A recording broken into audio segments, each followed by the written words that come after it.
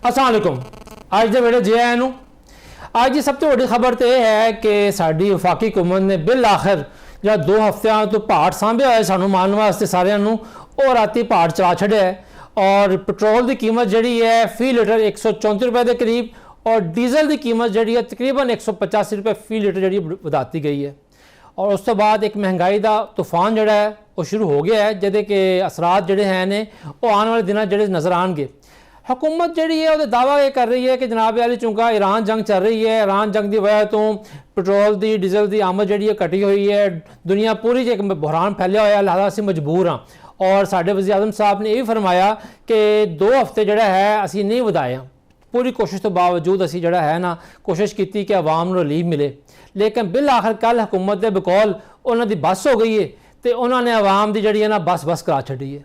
लेकिन क्या खूबसूरत तबसरा किया है साडी पंजाब की सीनियर वज़ीर जनाब मरियम औरंगजेब साहब ने कि उन्होंने अपने ट्वीट दे विच उन्होंने वज़ीर आज़म नूं खराज तहसीन पेश किया है। और खराज तहसीन की पेश किया है कि उन्होंने जनाब वाली कीमत वधाइयां ने। असल मसला यह है कि आवाम जड़े हैं ने उन्हों की हालत इस दौरे हुकूमत दे विच भी और पिछले अदवार दे विच भी और भेड़ बकरियां तो ज़्यादा नहीं रही। जरा दिल करता है जिधर दिल करता है हांगना शुरू कर देंदा है। गल यह आ कि आवाम के वास्ते चीज़ महंगी कर रहे हो तो पहले साढ़े हुक्मरान साड़ी ब्यूरोक्रेसी वो अपने जड़ी है ने अयाशियाँ अपने जड़ी है ने खर्चे वो तो घटावे, फिर आम आदमी ना गल करे कि जनाब यार तुसीं भी अपने खर्चे घटाओ। लेकिन ना तो साढ़े हुक्मरान तो ना साड़ी ब्यूरोक्रेसी जी है वो इस चीज़ ध्यान दी पई है। उन्होंने प्रोटोकॉल भी चलते पे ने, उन्होंने दफातर के एयर कंडीशन भी चलते पे ने, चावां भी चलदियां पईयां ने, 6-6 गड्डियां का प्रोटोकॉल भी चलता पे है, बल्कि कितने तो 35-35 गड्डियां का प्रोटोकॉल है। उन्होंने जोड़े है ने गल्फ एयर स्ट्रीम तैयारी भी उड़ते पे ने और आवाम जोड़े है ने उन्होंने वास्ते मोटरसाइकिल चलाने मुश्किल हो गया। जो पेट्रोलियम मसनूआत की कीमत वधियां ने ये असरात जोड़े हैं ने वो सिर्फ मोटरसाइकिल वास्ते या कार वाले वास्ते नहीं है, हर शोबा जिंदगी के उत्ते जड़ा है यदा असर पैगा। आवाम की छोटी छोटी खुशियाँ होंदियां ने वो खुशियाँ भी आवाम को जड़ियाँ ने वो दूर होंदियां जा रही हैं।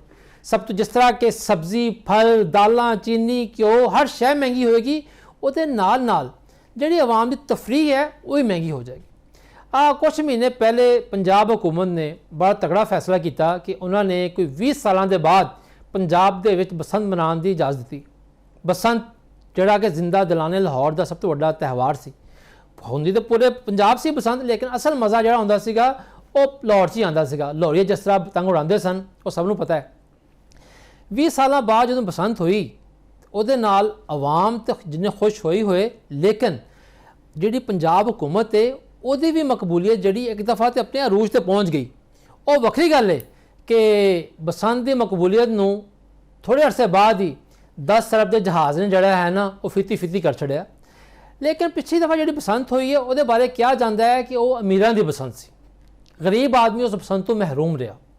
बहुत सारी ब्यूरोक्रेसी की खामियां सन, बहुत सारी हुकूमत की नलैकियां सन, बहुत सारी जगह के उत्ते हुकूमत ने फैसला करने दे देर की जिदा कि खमियाजा ना सिर्फ शौकीन हजरात ने उठाया बल्कि जोड़े साढ़े पतंग उड़ान के शौकीन ने वही मुतासर हुए, पतंग बनाने वाले भी मुतासर हुए और पतंग बेचने वाले मुतासर हुए। हुण सुनिया जा रहा है कि हुकूमत जी है अगली बसंत वास्ते पहले तो तैयारी करना चाह रही है। और अच्छी गल है कि इंसान होवे या हुकूमत होवे उन्होंने अपनी गलतियां तो सीखना चाहिए। पिछली बसंत की गलतियां हुई किन्ने किन्ने कीतियां और उन्होंने वेखते हुए हुण अगले साल वास्ते की करना चाहिए। ये सारे मामले तो असीं करांगे अज के प्रोग्राम च गल। साडे नाल स्टूडियो मौजूद है जनाब मुहम्मद अकील मलक साहब जोड़े कि सदर ने आल पाकिस्तान काइट फ्लाइंग एसोसीएशन के। उन्होंने नाल मौजूद ने जनाब ख्वाजा ओन अब्बास साहब जोड़े कि चेयरमैन ने मोची गेट पतंग मार्केट दे। और पिछले बसंत ये मार्केट जी है इत्थे तो बंदा जड़ा ना की कहना सही कहना तिल धरन जगह नहीं सी, पैर रखने थां नहीं सी। इन्हों की मार्केट से बहुत सारे इल्जामात भी लगे, ठीक है ना जी। और उन्होंने मौजूद ने जनाब आसिफ हुसैन साहब जोड़े कई वरियां दे उत्तों पतंग ते डोब बनाने का काम करते पे ने। तमाम मेहमानों जी अस्सलाम वालेकुम जी आया नूं। अच्छा अकील साहब तुहाडे शुरू करते हैं क्योंकि तुसी उस कोर टीम का हिस्सा सीगे जिन्होंने बसंत की इजाज़त दिलवाने वास्ते काम किया। ये दसो कि गलतियाँ तुहाडी अपनी एसोसीएशन ने वो नोट कीतियां ने कि हाँ यार ये पिछली बसंत ये गलतियाँ हुई ने। जी बिस्मिल्लाहिर्रहमानिर्रहीम। सब तो पहले जी जी मेन गलती सी ਉਹ ਸਾਡੀ ਮੀਟਿੰਗਸ ਪਿਛਲੇ ਸਾਲ ਕੰਜ਼ੈਕਟਿਵਲੀ ਹੁੰਦੀਆਂ ਰਹੀਆਂ ਔਰ ਅਸੀਂ ਬਾਰਹਾ ਗਵਰਨਮੈਂਟ ਨੂੰ ਰਿਕੁਐਸਟ ਕੀਤੀ ਸੀ ਕਿ ਇਜਾਜ਼ਤ ਜਿਹੜੀ ਹੈ ਨਾ ਜਲਦ ਤੋਂ ਜਲਦ ਦਿੱਤੀ ਜਾਏ ਤਾਂ ਕਿ ਮੈਨੂਫੈਕਚਰਰਸ ਨੂੰ ਪ੍ਰੋਪਰ ਟਾਈਮ ਮਿਲ ਜਾਵੇ ਮੈਨੂਫੈਕਚਰਿੰਗ ਕਰਨ ਦਾ। ਸਾਨੂੰ ਇਬਤਦਾਈ ਤੌਰ ਤੇ ਦੱਸਿਆ ਗਿਆ ਕਿ ਸਤੰਬਰ ਦੇ ਸਟਾਰਟ 'ਚ ਇਜਾਜ਼ਤ ਮਿਲ ਜਾਏਗੀ। ਫਿਰ ਅਸੀਂ ਸੋਚਿਆ ਕਿ ਚਲੋ 4-5 ਮਹੀਨੇ ਮਿਲ ਜਾਣਗੇ ਤੇ ਮੈਨੂਫੈਕਚਰਿੰਗ ਜਿਹੜੀ ਹੈ ਆਲਦੋ ਕਿ ਪੂਰੀ ਨਹੀਂ ਹੋ ਸਕਦੀ ਲੇਕਿਨ ਚਲੋ ਕੁਛ ਨਾ ਕੁਛ ਤੇ ਹੋ ਸਕੇਗੀ। ਲੇਕਿਨ ਸਤੰਬਰ ਦਾ ਮਹੀਨਾ ਵੀ ਗੁਜ਼ਰ ਗਿਆ, ਅਕਤੂਬਰ ਵੀ ਗੁਜ਼ਰ ਗਈ, ਨਵੰਬਰ ਵੀ ਗੁਜ਼ਰ ਗਈ, ਅਖੀਰ ਦਸੰਬਰ ਆਈ ਜਦੋਂ ਤੇ ਦਸੰਬਰ ਦੇ ਆਲਮੋਸਟ ਸਟਾਰਟ 'ਚ ਸਾਡੀ मोहतरमा मरियम औरंगजेब साहिबा नाल भी मीटिंग हुई जिला कचहरी दे विच, ਉਹਦੇ 'ਚ तमाम ACDC ਸਾਹਿਬਾਨ ਵੀ ਮੌਜੂਦ ਸਨ। ਉਹਦੇ 'ਚ ਸਪੈਸ਼ਲੀ ਅਸੀਂ ਆਪਣੀ ਐਸੋਸੀਏਸ਼ਨ ਵੱਲੋਂ ਮੈਂ ਇਹ ਗੱਲ ਉਹਨਾਂ ਨੂੰ ਕੀਤੀ ਸੀ ਕਿ ਤੁਸੀਂ ਬਹੁਤ ਲੇਟ ਕਰ ਦਿੱਤਾ ਆਲਰੇਡੀ ਔਰ ਹੁਣ ਆ ਕੇ ਤੁਸੀਂ ਅਗਰ ਪਰਮਿਸ਼ਨ ਦਿਓਗੇ ਮੈਨੂਫੈਕਚਰਿੰਗ ਦੀ ਤੇ ਆਲਮੋਸਟ ਦਸੰਬਰ ਦਾ ਮਹੀਨਾ ਸ਼ੁਰੂ ਹੋਣ ਵਾਲਾ ਹੈ ਔਰ ਉਹਦੇ ਵਿੱਚ 15-20 ਦਿਨ ਧੁੰਦ ਫੌਗ ਦੀ ਵਜ੍ਹਾ ਨਾਲ ਵੀ ਮੈਨੂਫੈਕਚਰਿੰਗ ਨਹੀਂ ਹੋ ਪਾਉਂਦੀ ਤੇ ਡੋਰ ਦੀ ਤਿਆਰੀ ਤੇ ਬਿਲਕੁਲ ਨਹੀਂ ਹੋ ਪਾਣੀ ਤੇ ਤੁਸੀਂ ਆਲਰੇਡੀ ਬਹੁਤ ਡਿਲੇ ਕਰਤਾ। ਉਸ ਮੀਟਿੰਗ ਤੋਂ ਬਾਅਦ ਵੀ ਕਰਦੇ ਕਰਾਂਦੇ 31 ਦਸੰਬਰ 2025 ਨੂੰ ਨੋਟੀਫਿਕੇਸ਼ਨ ਇਸ਼ੂ ਕੀਤਾ DC ਸਾਹਿਬ ਨੇ ਔਰ ਉਹਦੇ ਬਾਅਦ ਤੁਹਾਡੇ ਸਾਹਮਣੇ ਤਕਰੀਬਨ 1 ਮਹੀਨਾ ਤੇ ਕੁਝ ਦਿਨ ਦਾ ਟਾਈਮ ਸੀ ਜਿਹਦੇ ਵਿੱਚ ਫੜ ਲਓ ਪੈ ਗਈ ਔਰ ਕੋਈ ਟਾਈਮ ਨਹੀਂ। ਬਾਂਸ ਦੇ ਰੇਟਸ ਇੱਕੋਦਮ ਚੜ ਗਏ ਔਰ ਕਾਗਜ਼ ਦਾ ਰੇਟ ਚੜ ਗਿਆ, ਕਾਰੀਗਰ ਨਹੀਂ ਮਿਲ ਰਹੇ ਸੀ। ਜਿਹੜਾ ਕਾਰੀਗਰ 40-50 ਰੁਪਏ ਇੱਕ ਗੁੱਡੇ ਦੀ ਮਜ਼ਦੂਰੀ ਲੈ ਰਿਹਾ ਸੀ ਉਹਨੇ 100 ਰੁਪਏ ਡਿਮਾਂਡ ਸ਼ੁਰੂ ਕਰ ਦਿੱਤੀ। ਜਿਹੜਾ ਡੋਰ ਲਾਉਣ ਵਾਲਾ ਇੱਕ ਪੀਸ ਦੀ ਮਜ਼ਦੂਰੀ 500 ਲੈ ਰਿਹਾ ਸੀ ਉਹ 1500, 1000, 1500, 2000 ਤੇ ਚਲਾ ਗਿਆ। ਤੇ ਇੱਕ ਬਹੁਤ ਜ਼ਿਆਦਾ ਸਮਝ ਲਓ ਕਿ ਮਹਿੰਗਾਈ ਦਾ ਸ਼ਦੀਦ ਤੂਫਾਨ ਆਇਆ ਜਿਹਦੇ ਨਾਲ ਆਮ ਆਦਮੀ ਬਹੁਤ ਜ਼ਿਆਦਾ ਮੁਤਾਸਰ ਹੋਇਆ ਔਰ ਮੈਂ ਹੈਰਾਨ ਹਾਂ ਕਿ ਅਗਰ 700-800 ਦਾ ਗੁੱਡਾ ਵੀ ਅਗਰ ਵਿਕਿਆ ਤੇ ਕਿਸੇ ਬੰਦੇ ਨੇ 100 ਗੁੱਡਾ ਖਰੀਦਣ ਵਾਸਤੇ 70 ਤੋਂ 80 ਹਜ਼ਾਰ ਰੁਪਇਆ ਖਰਚ ਕਰ ਦਿੱਤਾ। ਸਹੀ, ਜਿਹੜੀ ਕਿ ਇੱਕ ਆਮ ਆਦਮੀ ਦੀ ਮੰਥਲੀ ਇਨਕਮ ਵੀ ਨਹੀਂ ਹੈ ਇੱਥੇ। ਤੇ ਇਹ ਸ਼ੌਕ ਨੂੰ ਪੂਰਾ ਕਰਨ ਦੇ ਵਾਸਤੇ ਕਿੰਨੀ ਮੁਸੀਬਤਾਂ ਔਰ ਮੁਸ਼ਕਿਲਾਤ ਦੇ ਵਿੱਚੋਂ ਲੋਕ ਗੁਜ਼ਰੇ ਨੇ। ਇਹ ਅਸੀਂ ਲੋਕ ਆਪਣੇ ਐਸੋਸੀਏਸ਼ਨ ਦੇ ਪਲੇਟਫਾਰਮ ਤੋਂ ਇੱਕ ਪਤੰਗਬਾਜ਼ੀ ਨਾਲ ਮੁਨਸਲਿਕ ਹੋਣ ਦੀ ਵਜ੍ਹਾ ਨਾਲ ਬੜਾ ਇਨਰ ਤੋਂ ਅਸੀਂ ਫੀਲ ਵੀ ਕਰ ਸਕਦੇ ਹਾਂ ਕਿ ਬਹੁਤ ਸ਼ਦੀਦ ਜ਼ਿਆਦਤੀਆਂ ਹੋਈਆਂ ਨੇ। ਹੁਣ ਇਹਨਾਂ ਨੂੰ ਦੂਰ ਕਰਨ ਵਾਸਤੇ ਅਸੀਂ ਆਲਰੇਡੀ ਬਸੰਤ ਤੋਂ ਫੌਰਨ ਬਾਅਦ ਗਵਰਨਮੈਂਟ ਨੂੰ ਲੈਟਰਸ ਲਿਖੇ ਨੇ ਔਰ ਉਹਨਾਂ ਨੂੰ ਕਿਹਾ ਕਿ ਪਲੀਜ਼ ਇੱਕ ਤਾਂ ਜਿਹੜੀ ਤੁਸੀਂ ਪੋਰਟਲ ਬੰਦ ਕਰਤੀ ਹੈ, ਪੋਰਟਲ ਤੋਂ ਮੁਰਾਦ ਜਿਹੜਾ ਲਾਇਸੈਂਸ ਜਾਰੀ ਹੁੰਦਾ ਸਨ ਬਾਕੀ ਜੀ ਆਨਲਾਈਨ ਰਜਿਸਟ੍ਰੇਸ਼ਨ ਵਾਸਤੇ ਜਿਹੜੀ ਪੋਰਟਲ ਹੈ ਉਹਨੂੰ ਖੋਲੋ ਤਾਂ ਕਿ ਨਵੇਂ ਲੋਕ ਮਜ਼ੀਦ ਰਜਿਸਟਰਡ ਹੋਣਾ ਚਾਹੁੰਦੇ ਨੇ ਤੇ ਉਹ ਰਜਿਸਟਰਡ ਹੋਣ ਔਰ ਇਹਦੀ ਪਰਮਿਸ਼ਨ ਜਿਹੜੀ ਹੈ ਮੈਨੂਫੈਕਚਰਿੰਗ ਦੀ ਉਹ ਫੌਰਨ ਇਮੀਡੀਏਟ ਬੇਸਿਸ ਤੇ ਤੁਸੀਂ ਦਿਓ ਤਾਂ ਕਿ ਜਿੰਨਾ ਜ਼ਿਆਦਾ ਟਾਈਮ ਮਿਲੇ।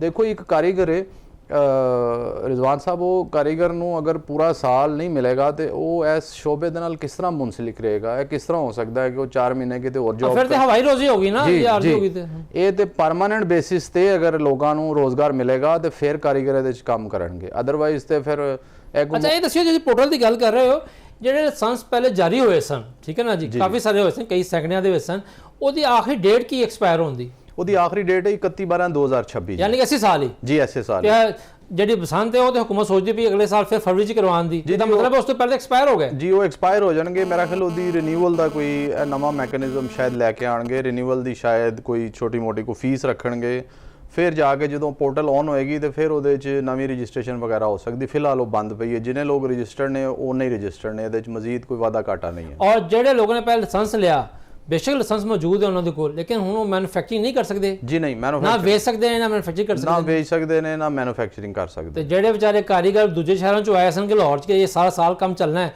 ਉਹ ਤੇ ਫਿਰ ਵਿਹਲੇ ਹੋ ਗਏ ਨਾ। ਫਿਰ ਜੀ ਵਿਹਲੇ ਹੋ ਗਏ ਨਾ। ਦੇਖੋ ਇਹਦੇ 'ਚ ਥੋੜਾ ਜਿਹਾ ਫੁਕਦਾਨ ਹੈ ਸੋਚ ਦਾ ਕਿ ਚੀਜ਼ਾਂ ਸਟ੍ਰੀਮਲਾਈਨ ਨਹੀਂ ਨੇ, ਚੀਜ਼ਾਂ ਪ੍ਰੋਪਰ ਠੀਕ ਨਹੀਂ ਹੈ। ਇਹਦੇ 'ਚ ਖਾਲੀ ਗੌਰਮੈਂਟ ਨੂੰ ਆਪਣੇ ਇਸ ਫੈਸਟੀਵਲ ਦਾ ਨਹੀਂ ਸੋਚਣਾ ਚਾਹੀਦਾ ਬਲਕਿ ਉਹਨਾਂ ਲੋਕਾਂ ਦਾ ਵੀ ਸੋਚਣਾ ਜਿਹੜੇ ਲੋਕਾਂ ਨੇ ਮੈਨੂਫੈਕਚਰਿੰਗ ਨਾਲ ਰੋਜ਼ਗਾਰ ਨਾਲ ਵਾਬਸਤਾ ਨੇ। ਸਹੀ ਹੈ, ਸਾਰਾ ਸਾਲ ਮਿਲੇਗਾ ਤੇ ਲੋਕ ਪ੍ਰੋਪਰ ਕਰਨਗੇ, ਅਦਰਵਾਈਜ਼ ਤੇ ਬੜਾ ਮੁਸ਼ਕਿਲ ਹੋ ਜਾਏਗਾ। ਜ਼ਾਹਿਰ ਗੱਲ ਹੈ ਯਕੀਨ ਹੋਏਗਾ ਤੇ ਫਿਰ ਹੀ ਹੈ। ਅੱਛਾ ਖਵਾਜਾ ਔਨਬਾਜ਼ ਸਾਹਿਬ, ਐਤਕੀ ਬਸੰਤ ਦੇ ਉੱਤੇ ਸਭ ਤੋਂ ਜ਼ਿਆਦਾ ਰਸ਼ ਵੀ ਤੁਹਾਡੀ ਮਾਰਕੀਟ ਸੀਗਾ ਔਰ ਸਭ ਤੋਂ ਜ਼ਿਆਦਾ ਤਨਕੀਦ ਕਹਿ ਲਓ, ਇਲਜ਼ਾਮ ਤਰਾਸ਼ੀ ਕਹਿ ਲਓ, ਉਹ ਵੀ ਤੁਹਾਡੀ ਮਾਰਕੀਟ ਦੇ ਉੱਤੇ ਸੀ। ਤੁਸੀਂ ਜ਼ਾਹਿਰ ਗੱਲ ਹੈ ਉਸ ਮਾਰਕੀਟ ਦੇ ਸਦਰ ਹੋ ਔਰ ਕਲੈਕਟਿਵ ਜ਼ਿੰਮੇਵਾਰੀ ਹੁੰਦੀ ਹੈ। ਪਹਿਲੇ ਤਾਂ ਇਹ ਦੱਸੋ ਕਿ ਤੁਸੀਂ ਵੀ ਸੁਣਿਆ ਕਰੋੜਾਂ ਰੁਪਏ ਕਮਾ ਲਏ ਹੋਣਗੇ ਬਾਕੀ ਭਰਾਵਾਂ ਦੀ ਤਰ੍ਹਾਂ। ਜੀ ਬਿਸਮਿल्लाह रहमान रहीम। ਮੈਂ ਚੇਅਰਮੈਨ ਆ ਮੁਚੀ ਬਾਜ਼ਾਰ ਦਾ ਤੇ ਮੈਂ ਤੁਹਾਡੇ ਤੋਂ ਅਸਲ ਨਾਲ ਕੁਝ ਚੀਜ਼ਾਂ ਕਨਵੇ ਕਰਨਾ ਚਾਹਾਂਗਾ ਕਿ ਜੋ ਸਾਡੇ ਤੇ ਇਲਜ਼ਾਮਾਤ ਲੱਗੇ ਉਹ ਸਰਾਸਰ ਗਲਤ ਸਨ। ਉਹਦੀ ਰੀਜ਼ਨ ਇਹ ਵੇ ਕਿ ਦੇਖੋ ਸਾਡੇ ਤੱਕ ਅਸੀਂ ਤੇ ਸੈਲਰ ਆ, ਸਨ ਗਵਰਨਮੈਂਟ ਨੇ ਵੇਚਣ ਦਾ ਲਾਇਸੈਂਸ ਇਸ਼ੂ ਕੀਤਾ ਨਾ ਕਿ ਬਣਾਉਣ ਦਾ, ਠੀਕ ਹੈ। ਗਵਰਨਮੈਂਟ ਨੇ ਜਿਸ ਵੇਲੇ ਲਾਇਸੈਂਸਿਸ ਬਣਾਏ ਜਾਂ ਇਹਨਾਂ ਦੀ ਮੈਕੈਨਿਜ਼ਮ ਬਣਾਇਆ ਤੇ ਉਹਦੇ 'ਚ ਕੁਝ ਫਲਾਜ਼ ਵੀ ਨੇ, ਠੀਕ ਹੈ। ਉਹਦੇ 'ਚ ਫਲਾਜ਼ ਇਹ ਨੇ ਕਿ ਤੁਸੀਂ ਅਗਰ ਬਣਾਉਣ ਵਾਲੇ ਨੂੰ ਸੈਲਿੰਗ ਦਾ ਲਾਇਸੈਂਸ ਵੀ ਦੇ ਦਿਓਗੇ ਤੇ ਬਣਾ ਕੇ ਸੈਲਰ ਨੂੰ ਕਿਉਂ ਦੇਗਾ? ਉਹ ਆਪਣੇ ਕੋਲ ਵੇਚੇਗਾ। ਆਬਵੀਅਸਲੀ ਅਗਰ ਉਹ ਸੈਲ ਕਰ ਸਕਦਾ ਹੈ ਤੇ ਸੈਲਰ ਕੋਲ ਤੇ ਨਹੀਂ ਆਏਗਾ। ਸਾਡੇ ਕੋਲ ਤੇ ਜਿਹੜਾ ਸਟਾਕ ਆ ਰਿਹਾ ਤੀਜੇ ਹੱਥ ਆ ਰਿਹਾ, ਠੀਕ ਹੈ। ਜਿਸ ਵੇਲੇ ਤੀਜੇ ਹੱਥ ਸਟਾਕ ਆਏਗਾ ਤੇ ਅਸੀਂ ਉਹਨੂੰ ਉਸੇ ਹਿਸਾਬ ਨਾਲ ਵਿਜਨ, ਅਗਰ ਇੱਕ ਲੈਟਸ ਸਪੋਜ਼ ਸਾਡੇ ਕੋਲ 300 ਰੁਪਏ ਦਾ ਗੁੱਡਾ ਆ ਰਿਹਾ ਹੈ ਤੇ ਅਸੀਂ ਵੀ ਤੇ 50-100 ਕਮਾਣਾ ਹੀ ਹੈ ਨਾ ਉਹਦੇ, ਕਿਉਂਕਿ ਸਾਡੇ ਕੋਲ ਵੀ ਲੇਬਰ ਹੈ, ਸਾਡੇ ਕੋਲ ਵੀ ਬੰਦੇ ਨੇ, ਸਟਾਫ ਕੰਮ ਕਰ ਰਿਹਾ ਬਿਲਕੁਲ, ਤੇ ਅਸੀਂ ਵੀ ਉਹਨੂੰ ਦੇਖ ਕੇ ਚਲਾਉਣਾ ਹੈ। ਜੋ ਇਲਜ਼ਾਮਾਤ ਸਨ ਉਹ ਬਹੁਤ ਗਲਤ ਸਨ ਜਿਨ੍ਹਾਂ ਨੇ ਲਾਏ। ਮੈਂ ਉਹਨਾਂ ਤੇ ਕੁਝ ਵੀ ਨਹੀਂ ਕਹਿ ਸਕਦਾ, ਉਹ ਵੀ ਸਾਡੇ ਵੱਡੇ ਹੀ ਨੇ, ਠੀਕ ਹੈ। ਤੇ ਖੈਰ ਬਾਕੀ ਤੁਹਾਡੇ ਤੋਂ ਅਸਲ ਨਾਲ ਗਵਰਨਮੈਂਟ ਨੂੰ ਕੁਝ ਮੈਸੇजेस ਨੇ ਕਿ ਅਗਰ ਤੁਸੀਂ ਕਰਾਉਣ ਦਾ ਨੀਅਤ ਰੱਖਦੇ ਹੋ, ਇਹ ਸ਼ੌਕ ਕਰਵਾਉਣ ਦਾ ਨੀਅਤ ਰੱਖਦੇ ਹੋ ਤੇ 6 ਮਹੀਨੇ ਘੱਟੋ ਘੱਟ ਸੈਲਰ ਨੂੰ ਤੇ ਮੈਨੂਫੈਕਚਰ ਨੂੰ ਦਿਵੋ ਬਸੰਤ ਤੋਂ ਪਹਿਲਾਂ। ਅਗਰ ਤੁਸੀਂ ਨਹੀਂ ਦੋਗੇ ਤੇ ਤੁਹਾਡਾ ਇਹ ਅਗਲੀ ਬਸੰਤ ਵੀ ਫਲॉप ਹੋ ਜਾਏਗੀ। ਮਤਲਬ ਦੇਖੋ, ਅਗਰ ਇੱਕ ਤੁਹਾਡੀ ਗੁੱਡੀ ਡੂੜ ਬੱਚਾ ਨਹੀਂ ਉਡਾ ਸਕਦਾ, ਗਰੀਬ ਦੀ ਐਕਸੈਸ ਹੀ ਚੀਨੀ ਹੈ ਤੇ ਫਾਇਦਾ ਕਿਸ ਪਸੰਦ ਦਾ, ਠੀਕ ਹੈ। ਮੈਂ ਤੇ ਯਕੀਨ ਮੰਨੋਗੇ, ਹੁਣ ਤੁਸੀਂ ਤੇ ਗੱਲ ਕਰ ਲਈ 1 ਕਰੋੜ ਰੁਪਏ ਕਮਾ ਲਏ ਨੇ। ਕਰੋੜਾਂ ਦੀ ਤਾਂ ਕੋਈ ਗੱਲ ਨਹੀਂ ਹੈਗੀ, ਅੱਲਾ ਦਾ ਸ਼ੁਕਰ ਹੈ ਕਿ ਪਹਿਲੇ ਵੀ ਠੀਕ ਸਾਂ। ਤੇ ਦੂਜੀ ਗੱਲ ਹੈ ਕਿ ਮੈਂ ਤੇ ਆਡੇ ਪੋਨੇ ਗੁੱਡੇ ਕੁਝ ਬੱਚਿਆਂ ਲਈ ਬਣਵਾ ਕੇ ਰੱਖੇ ਸਨ, ਮੁਫਤ ਵੰਡੇ ਸਨ। ਤੇ ਮੈਂ ਦੇਖ ਕੇ ਤਰਸ ਆਉਂਦਾ ਸੀ ਕਿ ਜੋ ਬੱਚਾ ਆਪਣੇ ਵਾਲਿਦ ਸਾਹਿਬ ਨਾਲ ਲਾ ਰਿਹਾ ਹੈ ਤੇ ਉਹਦਾ ਵਾਲਿਦ ਆ ਕੇ ਗੁੱਡਾ ਅਫੋਰਡ ਹੀ ਨਹੀਂ ਕਰਦਾ। ਇੱਕ ਗੁੱਡਾ ਅਫੋਰਡ ਹੀ ਨਹੀਂ ਕਰ ਰਿਹਾ 300 ਦਾ, 400 ਦਾ, 500 ਦਾ, ਠੀਕ ਹੈ। ਤੇ ਉਸ ਵਾਲਿਦ ਤੇ ਕੀ ਗੁਜ਼ਰਦੀ ਹੋਏਗੀ ਤੇ ਉਸ ਬੱਚੇ ਤੇ ਕੀ ਗੁਜ਼ਰਦੀ ਹੋਏਗੀ ਜਿਹੜਾ ਲੈ ਕੇ ਨਹੀਂ ਦੇ ਸਕਦਾ। ਮੈਂ ਹੁਣ ਫਿਰ ਮੁਫਤ ਗੁੱਡਾ ਦੇ ਕੇ ਭੇਜ ਨਾ ਸਕਿਆ ਤੂੰ ਫਰ। ਅੱਛਾ ਖਾਲਸਾ ਸਾਹਿਬ, ਤੁਸੀਂ ਬਾਬਾ ਦੀ ਗੱਲ ਕਹਿ ਰਹੇ ਹੋ ਕਿ ਤੁਸੀਂ ਨਹੀਂ ਕਮਾਇਆ, ਜ਼ਾਹਿਰ ਹੈ ਤੁਹਾਡੀ ਜ਼ਾਤ ਦੀ ਗੱਲ ਨਹੀਂ ਹੈ, ਅਸੀਂ ਓਵਰਆਲ ਮਾਰਕੀਟ ਦੀ ਗੱਲ ਕਰ ਰਹੇ ਹਾਂ। ਲੇਕਿਨ ਇਸੇ ਮਾਰਕੀਟ ਮੁੱਚੀ ਗੇਟ ਦਰਵਾਜ਼ੇ ਦੇ ਵਿੱਚ ਹੀ ਜਿਹੜਾ ਹੈ, ਮਾਰਕੀਟ ਦੇ ਵਿੱਚ ਜਿਹੜਾ ਹੈ, ਮੈਂ ਆਪਣੀ ਅੱਖਾਂ ਦੇ ਨਾਲ ਵੇਖਿਆ, ਬਾਕੀ ਮੀਡੀਆ ਵੀ ਗਿਆ ਹੈ, 40-40 ਹਜ਼ਾਰ ਰੁਪਏ ਦਾ ਵੀ 2 ਪੀਸ ਦਾ ਪਿੰਨਾ ਵਿਕਿਆ ਹੈ, 1000 ਰੁਪਏ ਪਤੰਗ ਵਿਕੀ ਹੈ, ਠੀਕ ਹੈ ਨਾ ਜੀ। ਉਹ ਉੱਥੇ ਲੇਕਿਨ ਮਜ਼ੇ ਦੀ ਗੱਲ ਇਹ ਹੈ ਕਿਉਂਕਿ ਸਾਡੇ ਲੋਰੀਆਂ ਦਾ ਰਿਵਾਜ ਹੈ, ਜਿਹੜੀ ਸ਼ਾਇਦ ਮਹਿੰਗੀ ਹੋ ਜਾਏ ਉਹ ਬਹੁਤੀ ਚਾਅ ਲੈਂਦੇ ਨੇ ਨਾ, ਇਹ ਸਾਡੀ ਭੈੜ ਹੈ ਸਾਡਾ। ਲੇਕਿਨ ਉੱਥੇ ਅਸੀਂ ਉਹ ਵੇਖੇ ਨੇ, ਆਪਣੀ ਅੱਖਾਂ ਦੇ ਨਾਲ ਮਾਂ ਪਿਓ ਵੇਖੇ ਨੇ, ਖਵਾਤੀਨ ਵੀ ਆਈ ਸੀ, ਬੱਚੇ ਲੈ ਕੇ, ਬਜ਼ੁਰਗ ਵੀ ਆਏ ਹੋਏ ਸਨ, ਕਿ ਜਿਹੜੇ ਕਿ ਖਾਲੀ ਹੱਥੀਂ ਵਾਪਸ ਜਾਂਦੇ ਪਏ ਸਨ। ਆਖਰ ਤੁਸੀਂ ਕਹਿੰਦੇ ਹੋ ਤੀਜੀ ਹੱਥ, ਲੇਕਿਨ ਸਭ ਕੁਝ ਤਾਂ ਅੱਛਾ ਨਹੀਂ ਹੁੰਦਾ। ਤੁਸੀਂ ਠੀਕ ਹੈ ਚੇਅਰਮੈਨ ਉਸ ਮਾਰਕੀਟ, ਤੁਸੀਂ ਆਪਣਾ ਦਫਾ ਕਰਨਾ ਹੈ, ਲੇਕਿਨ ਕਿਤੇ ਨਾ ਕਿਤੇ ਤੁਹਾਡੀ ਮਾਰਕੀਟ 'ਚ ਵੀ ਖਰਾਬੀ ਹੈ ਸੀ। ਸਰ ਬਿਲਕੁਲ ਮਾਰਕੀਟ 'ਚ ਖਰਾਬੀ ਤੇ ਹੈ ਸੀ। ਇਹਨਾਂ ਨੇ ਗਵਰਨਮੈਂਟ ਨੇ ਨਾ ਬੇਸਿਕਲੀ ਮੈਕੈਨਿਜ਼ਮ ਜਿਹੜਾ ਸੀ ਉਹ ਸਹੀ ਨਹੀਂ ਬਣਾਇਆ। ਮੈਂ ਦੁਬਾਰਾ ਉਸੇ ਗੱਲ ਤੇ ਆਵਾਂਗਾ। ਜੋ ਲਾਇਸੈਂਸਿਸ ਜਿਸ ਵੇਲੇ ਤੁਸੀਂ ਇਸ਼ੂ ਕੀਤੇ ਨੇ, ਦੇਖੋ ਕੁਝ ਦੁਕਾਨਦਾਰ ਸਨ ਜਿਸ ਵੇਲੇ ਪਤੰਗਬਾਜ਼ੀ ਪ੍ਰੋਪਰ ਇੱਕ ਬਿਜ਼ਨਸ ਸੀ ਤੇ ਪੂਰਾ ਸਾਲ ਮੈਨੂਫੈਕਚਰਿੰਗ ਹੁੰਦੀ ਸੀ, ਪੂਰਾ ਸਾਲ ਬਿਜ਼ਨਸ ਚੱਲਦਾ ਸੀ, ਉਸ ਤੋਂ ਬਾਅਦ ਵੀ ਗੁੱਡੀ ਪੂਰੀ ਨਹੀਂ ਹੁੰਦੀ ਸੀ। ਤੁਹਾਡੇ ਮੂਚੀ ਬਾਜ਼ਾਰ ਜਾਂ ਕੋਈ ਵੀ ਇੱਕੋ ਹੀ ਬਾਜ਼ਾਰ ਸੀ ਪਹਿਲੇ ਤੇ ਲਾਹੌਰ 'ਚ, ਠੀਕ ਹੈ, ਹੁਣ 2 ਬਾਜ਼ਾਰ ਨੇ, ਗੁੱਡੀ ਪੂਰੀ ਨਹੀਂ ਕਰ ਸਕਦਾ ਸੀ ਮੂਚੀ ਬਾਜ਼ਾਰ, ਠੀਕ ਹੈ। ਹੁਣ ਤੁਸੀਂ 1 ਮਹੀਨੇ ਦਾ ਟਾਈਮ ਦੇ ਕੇ ਐਕਸਪੈਕਟ ਕਰ ਰਹੇ ਹੋ ਸਾਡੇ ਕੋਲ ਕਿ ਅਸੀਂ ਗੁੱਡੀ ਪੂਰੀ ਕਰੀਏ ਤੇ ਨਾਲੇ ਰੇਟ ਵੀ ਕੰਟਰੋਲ ਕਰੀਏ, ਤੇ ਐਸਾ ਪੋਸੀਬਲ ਨਹੀਂ ਹੈਗਾ, ਠੀਕ ਹੈ।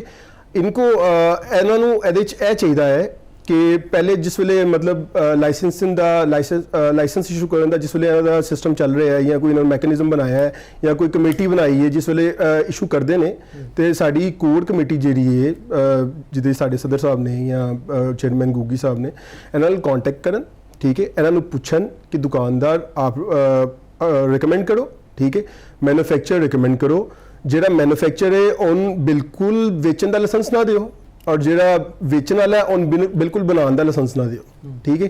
ਅਗਰ ਇਹ ਦੋਵਾਂ 'ਚ ਤੁਸੀਂ ਫਰਕ ਕਰੋਗੇ ਤੇ ਫਿਰ ਕਾਮਯਾਬ ਹੋਗੇ। ਸਹੀ। ਅੱਛਾ ਇਹ ਦੱਸੋ ਮੈਨੂੰ ਕਿ ਜਿਸ ਨੂੰ ਪਿਛਲੀ ਫਰਵਰੀ ਦੀ ਬਸੰਤ ਹੋਈ ਹੈ, ਕਿਉਂਕਿ ਪਹਿਲੇ ਦੇਖੋ ਨਾ 20 ਵਰਿਆਂ ਜਿਹੜਾ ਹੈ ਪਾਬੰਦੀ ਰਹੀ ਤੇ ਉਸ ਵੇਲੇ ਤਾਂ ਇੱਕ ਵੀ ਦੁਕਾਨ ਨਹੀਂ ਸੀ ਮੋਚੀ ਗੇਟ ਦੇ ਵਿੱਚ ਨਾ ਸਾਰੀ।